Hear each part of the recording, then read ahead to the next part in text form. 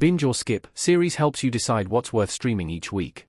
This time, we're diving into Monster, the Gein story, the latest horror sensation on Netflix that has been high up on the streamer's top 10 global streaming chart since its release in early October 2025. The first 2 seasons of Monster received mixed reviews from critics despite their massive streaming popularity and Emmy acknowledgement. Monster Season 3 is no different, with its Rotten Tomatoes score of just 18%, the lowest in franchise history. Despite what people have to say about Monster, the Gein story, one fact remains undeniable: they're watching it, whether they like it or not. With that in mind, is it worth a watch this spooky season? Why you should press play on Monster, the Gein story.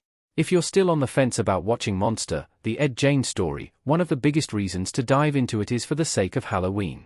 If you at least partially enjoyed either Monster Season 1 or 2, then it may be worth checking out Monster Season 3, especially to see if it's really as bad as critics are saying it is.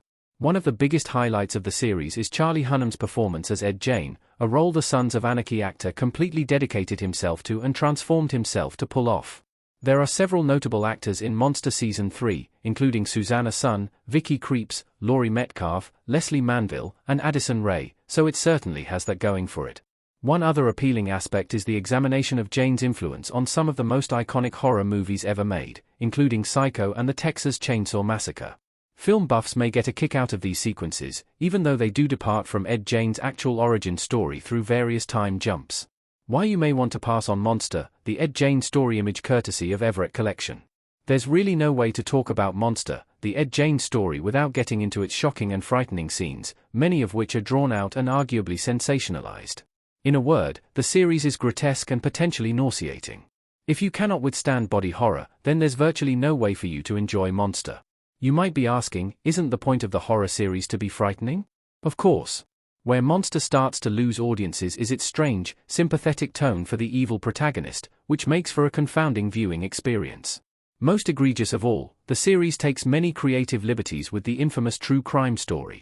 You're better off reading a book or watching a documentary on Gein to get an idea of what his life was really like, since this is hardly a biodrama.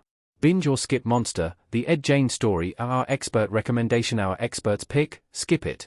If you haven't seen it by now, you've already missed the hype train, and the series makes for a slow and frustrating watch.